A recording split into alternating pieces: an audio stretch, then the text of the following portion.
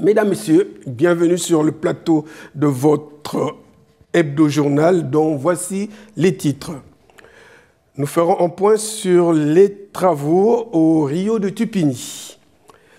Il y aura une conférence au lycée Camille Desmoulins par Alain Deneau, philosophe, avec pour question en quoi écologie et économie relèvent en principe d'une seule et même chose. Ensuite, nous irons voir un peu la Victory Race organisée par Warrior Adventure. Et bien sûr, nous vous donnerons en image le concert d'Amat Academy. Et nous irons voir l'Assemblée générale des donneurs de sang.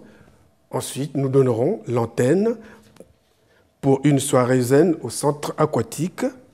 Je ne manquerai pas de vous présenter une nouvelle brève pour terminer notre journal. Mesdames, Messieurs, bonjour. Alors, parlons du point sur les travaux du Rio de Tupini. Commencés depuis un certain temps, les travaux du Rio de Tupini sont terminés, et ceci en conformité avec la loi qui obligeant la protection de la faune et la flore, mais aussi toute la biodiversité. Le point sur les travaux avec les avis éclairés des principaux acteurs. Un reportage de Claude Delcourt. Cartésien, bonjour. Bonjour Wefravision. Donc nous sommes ici sur le site du Rio de Tupini, qui se situe dans la rue de Tupini, entre la rue de Tupini et la rue des Hurets, où nous avons engagé de gros travaux pour l'amélioration de l'écoulement des eaux, de la situation écologique aussi du Rio.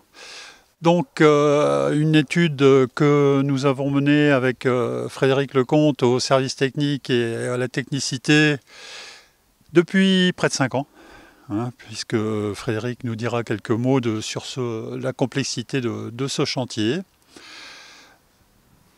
Là, on arrive sur la fin. On va soulager un petit peu les riverains sur l'arrière de leur propriété, puisqu'il y avait quand même l'accès à toutes les propriétés qui a été repris, c'est-à-dire qu'on a remis toutes les clôtures à neuf entre le Rio de Tupini et leurs propriétés. Donc chose qui avait été ajoutée au chantier en cours de chantier, parce que on s'est rendu compte de la vétusté de l'ancienne clôture.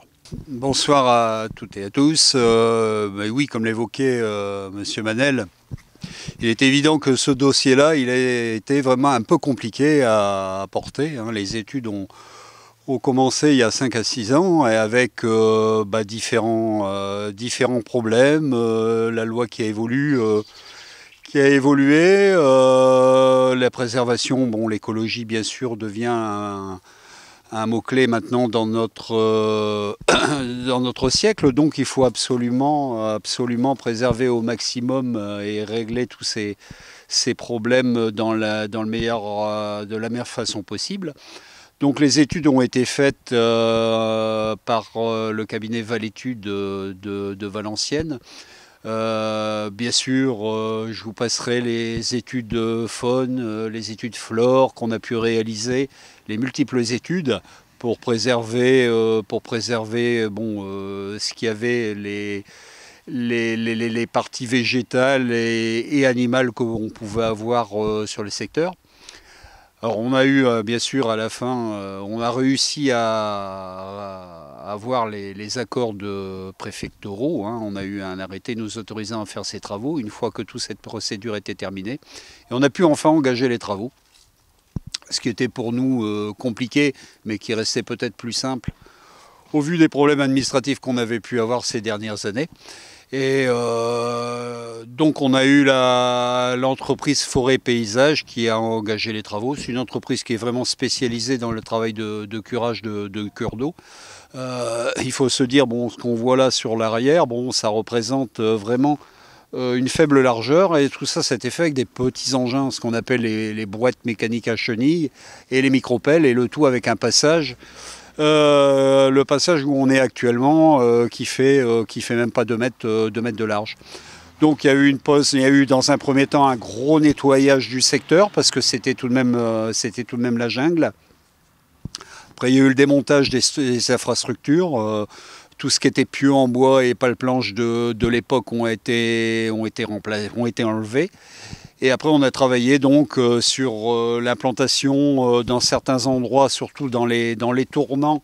Pour faire un peu plus simple, dans les tournants, implantation de gabions. Le gabion étant une caisse grillagée avec du granulat à l'intérieur, ce qui permet de maintenir les berges contre l'érosion.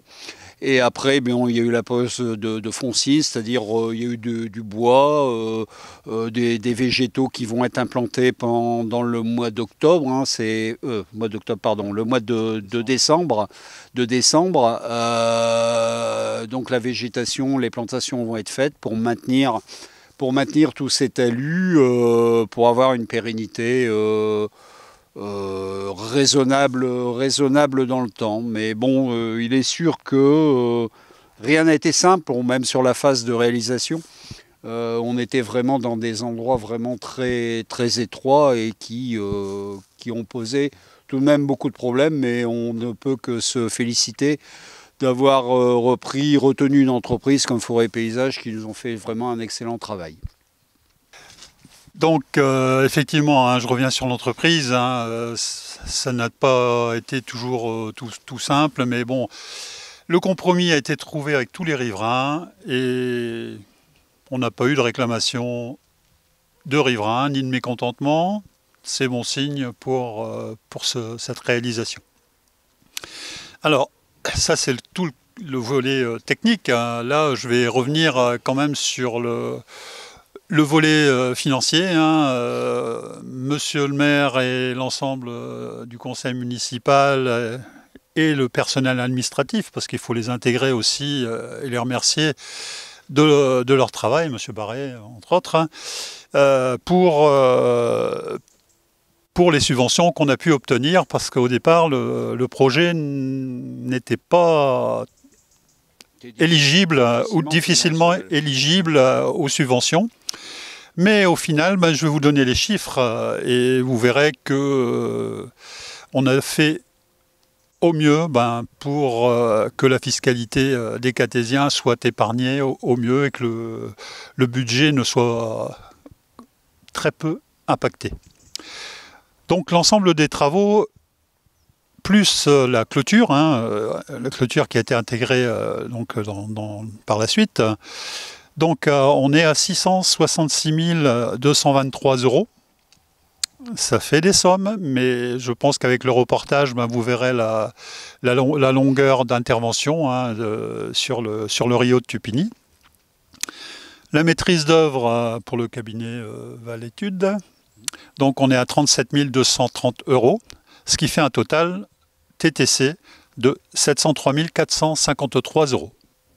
Là, c'est le côté négatif. On va voir un petit peu la manière dont on a pu aller à la pêche aux subventions, hein, clairement. Donc la région nous a octroyé sur le Fonds spécial de relance et de solidarité des territoires un montant de 139 513 €. La région a été à nouveau sollicitée, hein, puisqu'on a trouvé quand même une politique de la région qui est la politique de la biodiversité, qui nous a octroyé à nouveau une subvention de 8 990 €. On a eu aussi, c'est vrai qu'on a pris un peu de retard sur le chantier, mais au final,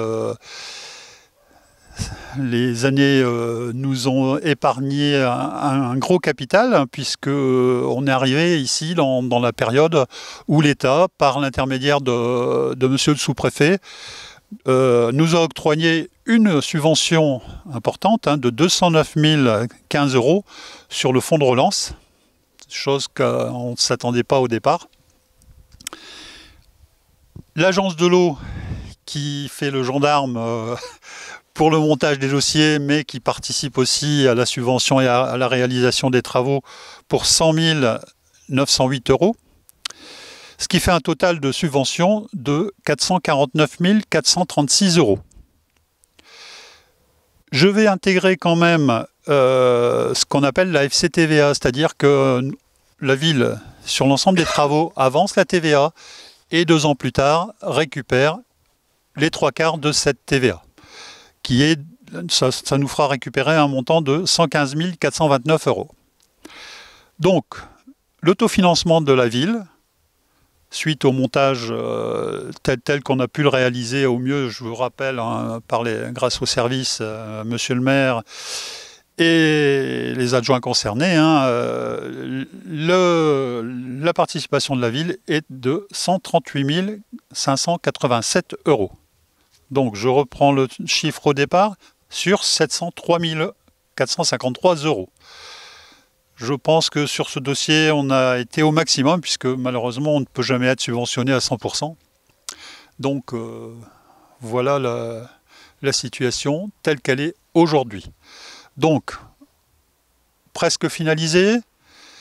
Il reste les plantations, comme Frédéric Lecomte l'annonçait, mais bon, on est autorisé à intervenir après le mois de novembre pour les petites interventions. Bon, il faut savoir aussi que on voit ici le Rio de Tupini à ce niveau-ci, mais il y a une intervention aussi au niveau du lavoir, après le lavoir, et puis chemin de Bayon. Hein, donc on va jusqu'à la Selle. Une dernière chose, c'est que les travaux terminés, on va passer la main, si je peux le dire, au syndicat de la Selle, hein, qui aura en charge l'entretien de la végétation, des aménagements et aussi et surtout la police de l'eau. C'est-à-dire, clairement, il sera surveillé de très près et avec des amendes très importantes, hein, puisque il y a quand même des recours importants pour les riverains qui ne respectent pas le site, c'est-à-dire mettre des tontes ou des déchets tout autres, tels qu'on a pu le voir par le passé. Donc je mets les riverains en garde, et les catésiens éventuellement qui viennent sur le site pour la suite des événements. Bonne fin de journée, merci.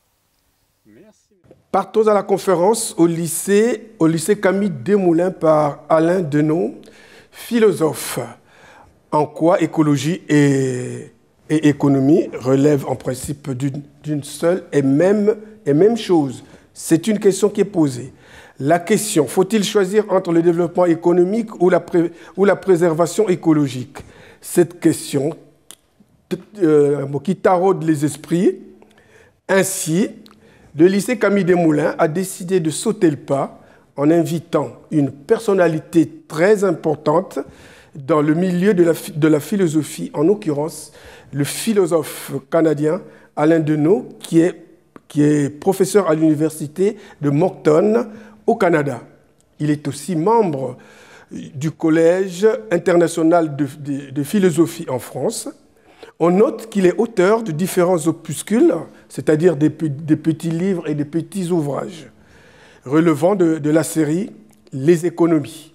Le philosophe canadien Alain Deneau n'a pas pu se déplacer jusqu'au lycée Camille Desmoulins, car il est encore difficile de traverser l'Atlantique avec les mesures sanitaires. Mais, aidé par les moyens techniques modernes, la visioconférence a été utilisée. Retour sur cette visioconférence, reportage Claude Delcourt. Alors, penser l'économie dans une perspective autre, qu'est-ce que ça veut dire? Bon, ça veut dire penser l'économie autrement peut-être qu'on l'a fait jusqu'à maintenant, enfin depuis la modernité, c'est-à-dire en la restreignant à un seul champ. Le mot économie, aujourd'hui, a été restreint au champ des tendances, comme je le suggérais tout à l'heure, et c'est strictement par rapport à ce champ-là qui a même adopté le terme, et qui s'est même approprié le mot, et qui s'est accaparé son sens, que nous réfléchissons l'économie. C'est-à-dire qu'aujourd'hui, quand on pense l'économie, spontanément, on pense à des enjeux monétaires, productivité, productiviste, voilà, consumériste, on pense à la distribution, on pense à l'organisation du monde matériel et marchand. Bon, et à la thésaurisation et la comptabilité, éventuellement, on va ajouter à ça le management et le marketing. Bon, et tout ça est pensé par un prisme, enfin, à travers un prisme très anglophone, libéral. Donc bonjour, moi je suis Inès Tudo, je suis professeure de philosophie au lycée Camille Desmoulins et je suis avec mon collègue Martin Wichbar, professeur de lettres classiques au lycée également. Donc on a organisé cette conférence dans le cadre d'un événement régional qui s'appelle Cité Philo et qui est en fait un cycle de conférences qui a lieu principalement à Lille mais aussi dans d'autres villes des Hauts-de-France, de la région Hauts-de-France. Et donc du coup c'est pour ça qu'on accueillait aujourd'hui une visioconférence avec Alain Deneau, philosophe canadien, ici donc en visio au lycée Camille Desmoulins. Alain Deneau, on l'a découvert il y a quelques années et du coup son propos nous a fortement enthousiasmés parce que c'est un philosophe qui s'intéresse à la question du langage, mais à l'implication que ce langage a sur notre façon de penser le monde. Alors là, donc, le titre de la conférence qu'il présentait, c'était « En quoi l'écologie est-elle en principe une économie ?» Le but était de montrer qu'en fait le mot économie qu'on réduit aujourd'hui à sa sphère de l'intendance, de la finance et de la marchandise, en fait, a eu par le passé un sens beaucoup plus large, en fait.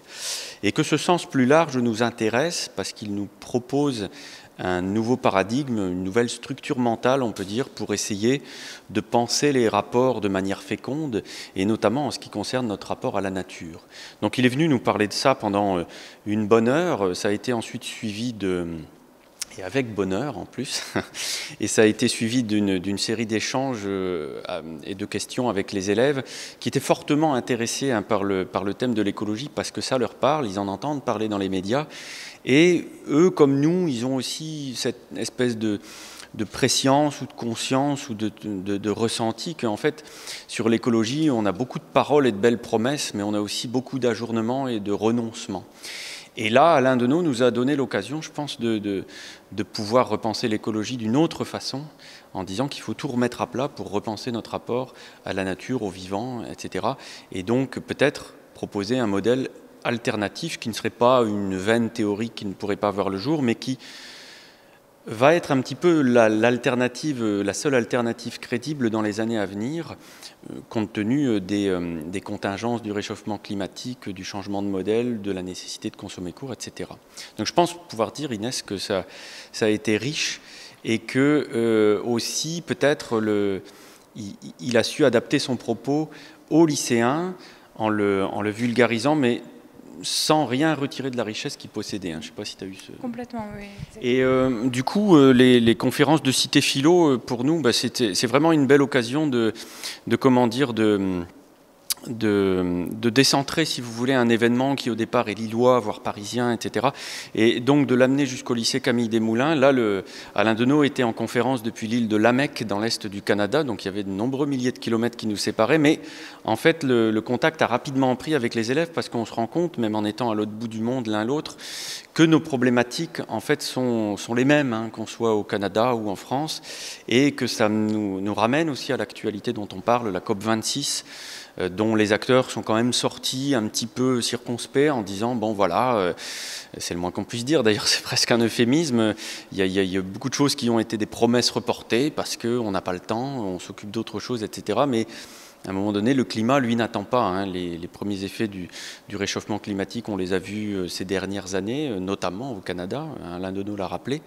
Et donc, en quelque sorte, sans être catastrophiste, il faut se dire qu'il y a la matière à penser et que les mots qu'Alain Deneau étudie nous permettent de penser cela de manière plus heureuse et plus féconde. C'est un petit peu l'idée, si vous voulez, en élargissant, en rétablissant, en redonnant au mot économie le sens qu'il avait dans les autres disciplines telles la biologie, la psychologie, l'esthétique, etc.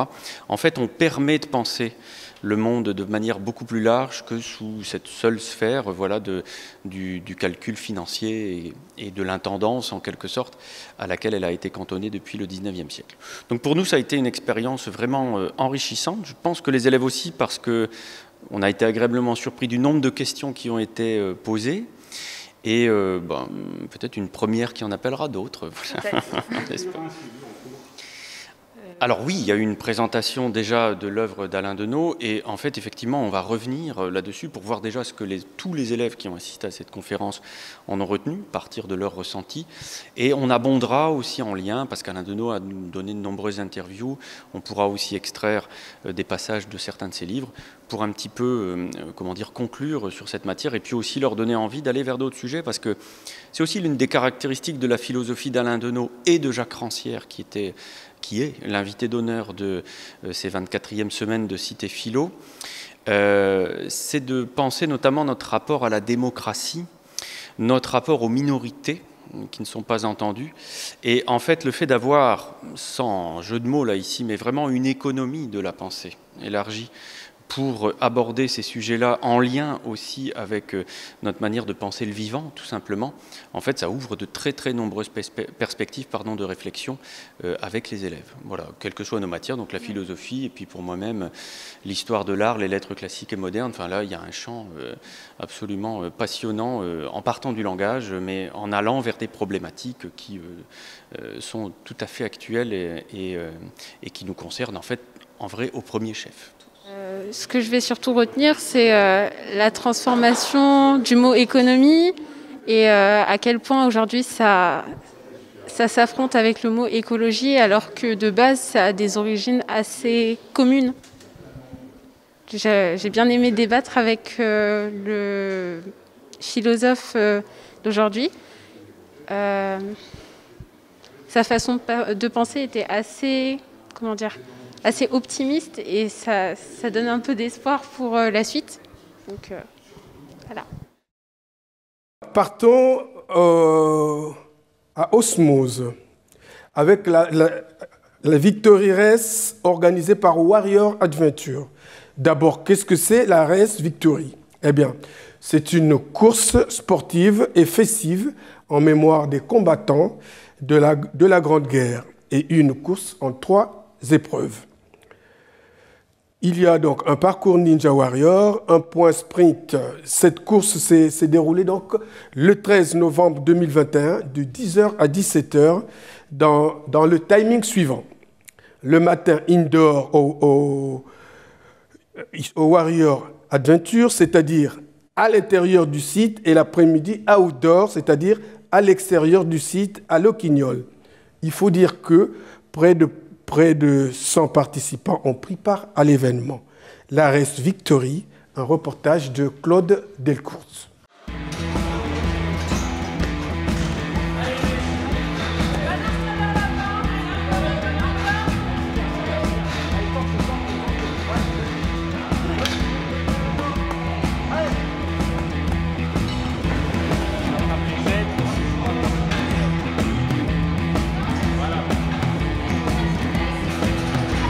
Alors aujourd'hui, on fait notre première Victory Race avec les Uluberlus, avec les Uluberlus nous venant de Paris.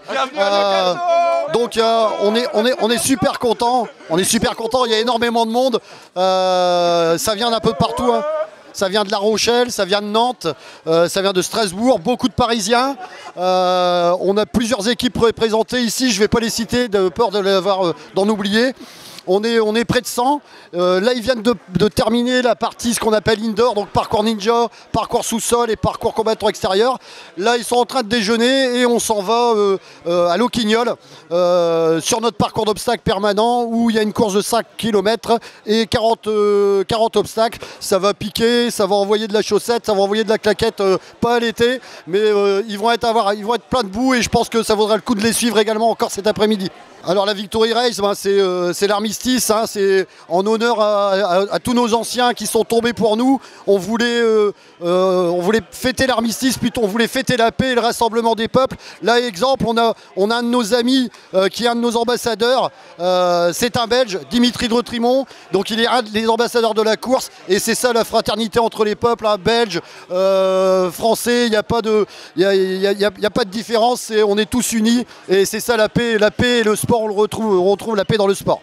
Franchement, super merci pour l'organisation, parce que franchement elle est top et ta salle est vraiment géniale avec plein de parties différentes de ce qu'on avait avant. Et là, on a hâte de découvrir la suite l'après-midi. Donc un grand merci. Todon, lui, c'est notre amuseur, c'est notre ambianceur. Il vient de Paris, il fait partie des HCT, hein. C'est marqué. Et je vais lui laisser le micro parce que j'ai du taf, Claude. Merci à Befrovision et à bientôt. Ciao, ciao. Alors, qu'est-ce que vous pensez de cette journée? Salut à tous, super journée. On a fait 3 parcours ce matin pour faire un maximum de points bonus pour la course de cet après-midi. On avait un parcours sprint, environ 30 secondes à faire. Un parcours en extérieur type militaire. Et ensuite, on a fait un parcours ninja. Si on était dans les time cap, le temps maximal à réaliser, on gagnait du bonus. Si on était hors time cap, pénalité pour la course de cet après-midi. Super organisation. Je remercie la team HCT, ma team, super team. Mon Instagram, GameKey Challenge, à bientôt. Pourquoi faites-vous tout ça? J'adore tous les obstacles type ninja et type OCR. Donc depuis quelques années, du coup, je me suis entraîné à faire tout ce qui est obstacle ninja, OCR. Et je suis même coach pour ma team à HCT, sur Antony en Ile-de-France.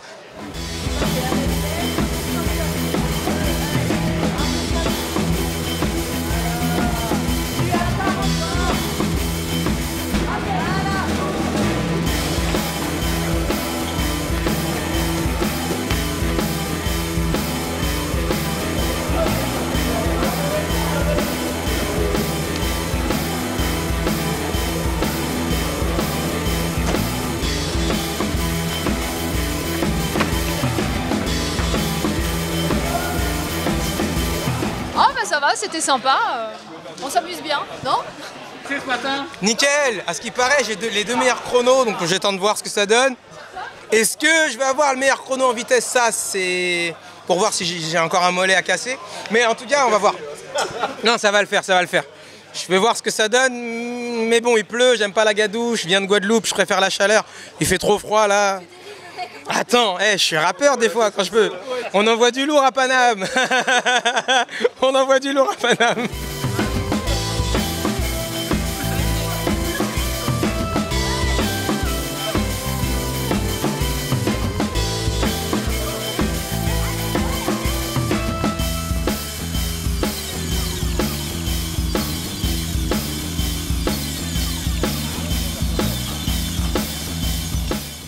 Moi je m'appelle Thomas, je suis de Valenciennes, j'ai 23 ans.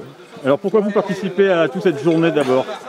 Ici surtout pour la commémoration pour tous les soldats blessés, c'est la Victory Race qui est l'heure de l'armistice, tous nos soldats blessés, tout ce que les soldats ont pu vivre. Et on est ici pour se dépasser aussi, puis s'amuser avec les copains. Alors vous venez de faire tout le parcours, alors qu'est-ce qui est plus compliqué, qu'est-ce qui est facile dans tous les obstacles? Ici les obstacles ils ont tous une difficulté différente, ça dépend de l'obstacle. Ce qui est compliqué aujourd'hui c'est que le terrain est humide, ça glisse pas mal. Sinon après ça dépend de la spécialité de chacun, des obstacles qu'on va avoir plus ou moins de mal à passer, c'est beaucoup d'agilité. Et le plus compliqué aujourd'hui c'est le temps, c'est humide. Déjà d'un parce que nous pratiquons la course, c'est un sport extra, nous pratiquons la course à obstacles depuis maintenant 2017 voire 2018 et je pense que c'est un sport qui est en progression, on est en expansion et en progression constante. Et sinon c'était une course qui aurait dû être prévue avant le Covid. Et en commémoration pour la bataille pour la guerre et autres, donc je trouve que c'était vraiment un bon compromis entre la course à obstacles et en la mémoire de nos anciens combattants, je vais dire.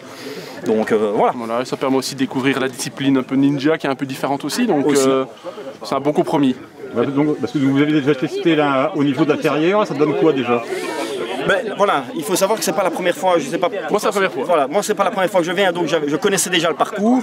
Maintenant pour ceux qui, c'est très différent. C'est très différent de tout ce qui est OCR, donc c'est plus intense, mais c'est vraiment très chouette à découvrir et c'est vraiment à faire. Donc c'est très différent, c'est beaucoup plus cardio, beaucoup plus rapide.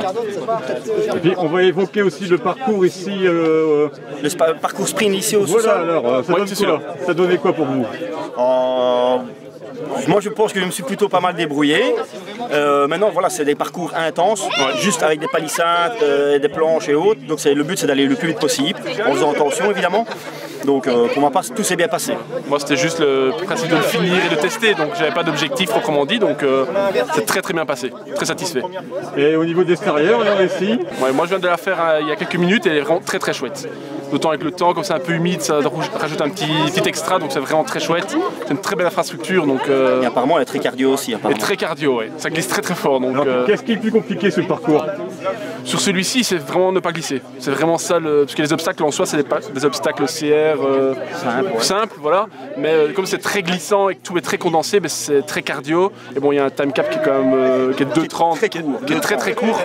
Donc voilà, c'est vraiment l'intensité, ne pas glisser et rester concentré. Et de faire attention, surtout, ne pas glisser. Pas de blessure. Et alors pour en revenir, il faut vous expliquer les ninjas et course à obstacles. Pour moi, c'est carrément deux mondes opposés. Parce que vous avez les OCR qui mélangent un parcours trail, je veux dire semi-trail, avec quand même entre 5 et voire peut-être 30, 40, 50 km. Et alors le parcours ninja qui est vraiment court et intense, où là on doit enchaîner les obstacles. Donc je veux dire, c'est vraiment deux disciplines pour moi totalement différentes, mais qui se complètent les unes aux autres. Hein, donc, mais c'est totalement différent. Donc, voilà.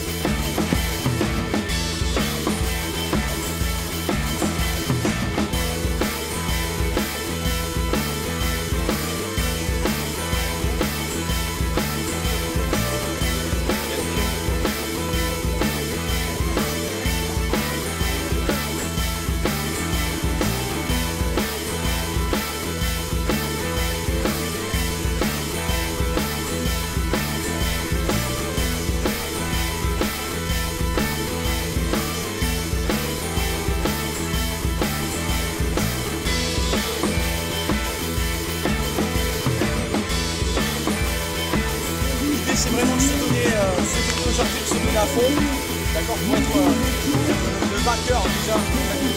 D'accord. Là, tout le monde a tous gagné 100 €.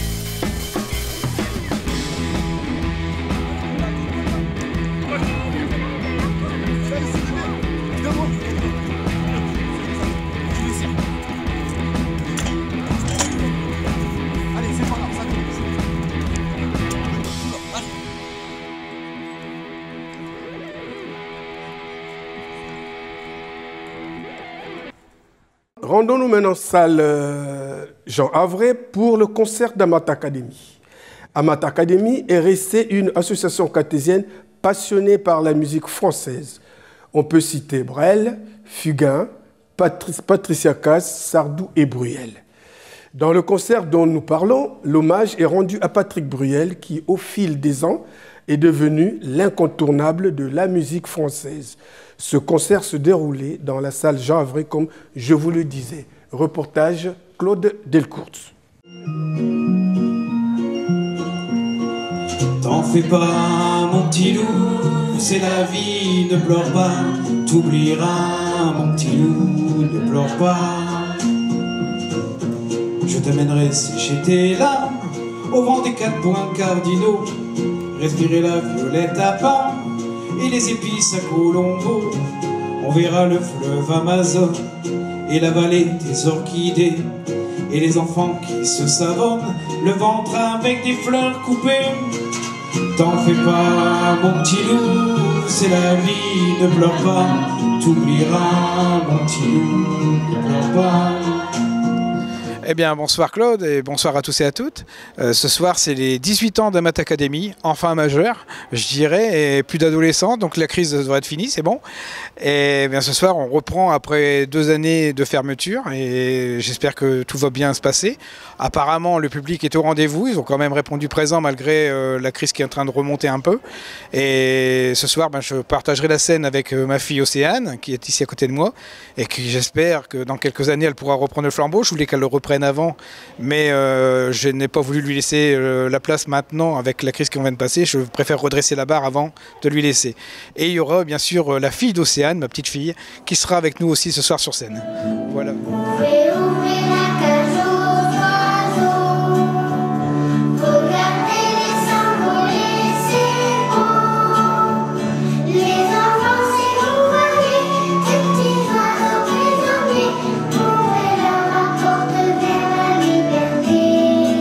C'est une histoire de famille, c'est les générations 3 de Panteny et j'espère qu'on va pouvoir faire une bonne fête avec tout ça. Alors je peux peut-être passer la parole à Océane. Alors on va entendre du Patrick Bruel en deuxième partie et en première partie c'est Céline Dion, Hélène Ségara, etc. Une photo, une date, c'est à n'y pas croire, c'était pourtant hier, j'irai ma mémoire. Ces visages d'enfants et le mien dans ce miroir. C'est pas pour me plaindre, ça vous n'avez rien à craindre. La vie m'a tellement gâtée, j'ai tout du mal à l'éteindre. Mon Dieu, j'ai eu ma part et bien plus ça t'en égare. Mais quand on vit trop beau, trop fort, on en oublie le temps qui passe. Quand on perd un peu le nord au milieu de trop vastes espaces. À peine le temps de s'y faire, à peine on doit laisser la place. Si je pouvais, encore un soir, encore une heure, encore une larme de bonheur, une faveur, comme une fleur, un souffle, une erreur. Un peu de nous, un rien de tout, pour tout se dire encore ou bien se taire en regard. Juste un report, appel encore, même s'il est tard. Alors en première partie, nous aurons Pierre Perret, Serge Lama, Emmanuel Moire, Vianney. Après, est-ce qu'il y en a encore? Océane, aide-moi un peu. Alors il y a une grosse première partie d'1 heure avec 17 titres et une deuxième partie d'1 heure et demie avec un show Patrick Bruel et un final exceptionnel puisque le final ce ne sera pas vraiment Patrick Bruel, mais bon ça je laisse la réserve au public qui s'est déplacé, donc j'en dirai pas de plus devant la caméra. J'ai pensé qu'il valait mieux nous quitter sans un adieu. Je n'aurais pas eu le cœur de te revoir, mais j'entends siffler le train, mais j'entends siffler le train, que c'est triste un train qui siffle dans le soir. Normalement, on met un spectacle en place en 1 an. Là, j'ai lancé le défi en août à mes choristes qu'on reprendrait les répétitions en septembre. Donc nous l'avons fait et nous avons monté le spectacle, un tout nouveau spectacle avec des chansons qu'ils n'avaient jamais fait pour novembre. On a cru que c'était impossible. J'espère que ce soir, on pourra dire impossible n'est pas français. Hey, on s'était dit rendez-vous dans 10 ans. même jour, même heure, même pas. Avec nous, on verra quand on aura 30 ans, sur les marches de la place des grands hommes. J'ai connu des marées hautes et des marées basses, comme vous, comme vous, comme vous. J'ai rencontré des tempêtes et des bourrasques, comme vous, comme vous, comme vous. Chaque amour montagne nouvelle a fait place. Et vous, et vous, et vous, et toi Marco, qui ambitionnais simplement d'être heureux dans la vie. As-tu réussi ton pari? Et toi François, et toi Laurence, et toi Marion, et toi Bruno, et toi Gégé, et toi Evelyne. Eh bien c'est formidable, les copains. On s'est tout dit, on serre la main. On ne peut pas mettre 10 ans sur table. Comme on étale, c'est les grosses crânes. Dans la vitrine, je vois le reflet du lycéen derrière moi. Si elle part à gauche, je la suivrai. Si c'est à droite, attendez-moi. Attendez-moi. Attendez-moi. Attendez-moi. On s'était dit rendez-vous dans 10 ans. Même jour, même heure, même pas. On verra quand on aura 30 ans. Si on est devenus des grands hommes. Des grands hommes. Des grands hommes.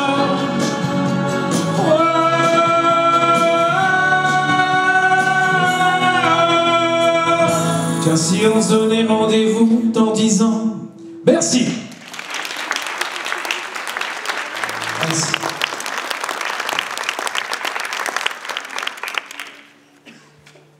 Rejoignons maintenant l'Assemblée générale des donneurs de sang. Comme vous pouvez le constater, le sang, c'est la vie. Ainsi donc, l'Association des donneurs de sang œuvre pour rassembler des stocks de sang. Pour cette fois-ci, beaucoup ont répondu présent.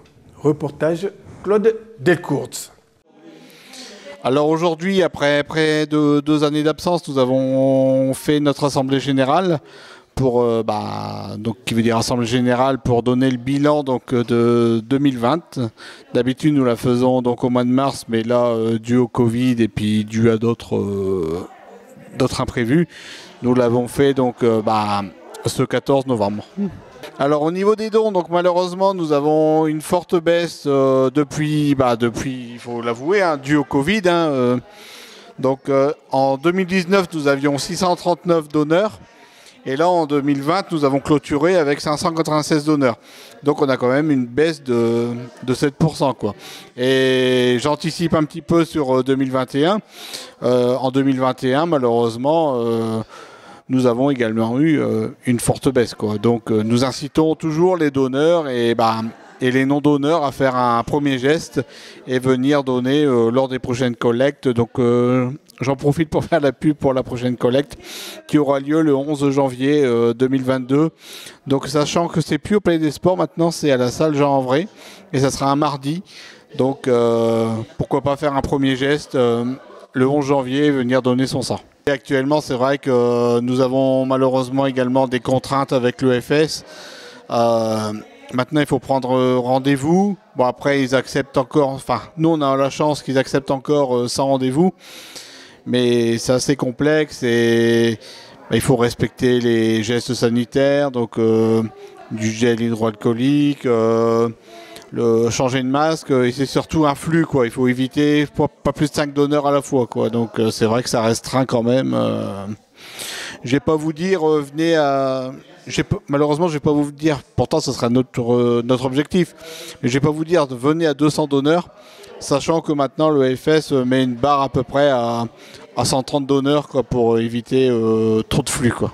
Mais malheureusement, comme vous dites, il faudra toujours donner son sang, donc c'est pour ça nous essayons de trouver un équilibre et pourquoi pas avoir toujours toujours nos 129, 130 donneurs à chaque don, quoi. Ça sera déjà un bel objectif, quoi. Oui, donc nous avons profité également de l'Assemblée Générale donc, pour mettre à l'honneur Mademoiselle Petou-Gladys qui a été nommée chevalier et Monsieur Alain Herbin qui a été nommé officier. Donc c'est pour les remercier de leur dévouement pour la cause du don du sang, quoi. J'en reviens toujours à la même chose, toujours presque après 2 ans d'interruption. Nous allons faire un déplacement au marché de Noël d'Amiens. Ça se déroulera le 18 décembre de cette année. Donc un départ à 10h de Locato pour un retour à 22h à Locato. Donc je vais en profiter également pour vous donner les tarifs, quoi. Nous sommes à 20 € pour les adultes, et 16 € pour les enfants. Donc n'hésitez pas à vous inscrire. Donc je vous rends quand même mon numéro de téléphone. C'est le 06 76 02 41 89. On vous connaîtra mieux. Merci. Je vais passer à une petite brève. Cette brève concerne donc un communiqué de la préfecture. Depuis la fin du mois d'octobre, le département du Nord a dépassé le seuil d'alerte fixé à 50 nouveaux cas par semaine pour 100 000 habitants. Au 12 novembre 2021, le taux d'incidence dans le Nord est de 131,1 nouveaux cas pour 100 000 habitants. Dans ce contexte de dégradation de la situation sanitaire, le préfet du Nord a décidé de prolonger l'obligation du port du masque pour les personnes de 11 et plus jusqu'au 10 janvier 2022. Donc, il faudra porter le masque dans les files d'attente de toute nature ou alors à l'occasion de tout regroupement de plus de 10 personnes sur la voie publique et les espaces ouverts au public, dans les zones piétonnes, permanentes ou temporaires, les samedis et jours d'événements particuliers, dans les espaces réservés aux spectateurs, des enceintes sportives de plein air, dans les fêtes foraines. Les espaces accueillant des marchés de Noël sont désormais soumis au port du masque. Les plages, les parcs et jardins restent exemptés du port de masque. La vaccination et le respect des gestes barrières demeurent essentiels pour lutter efficacement contre l'épidémie de Covid-19. Voilà ce que nous disait donc la préfecture. Et maintenant, retrouvons-nous au centre aquatique, car maintenant, l'antenne est à eux.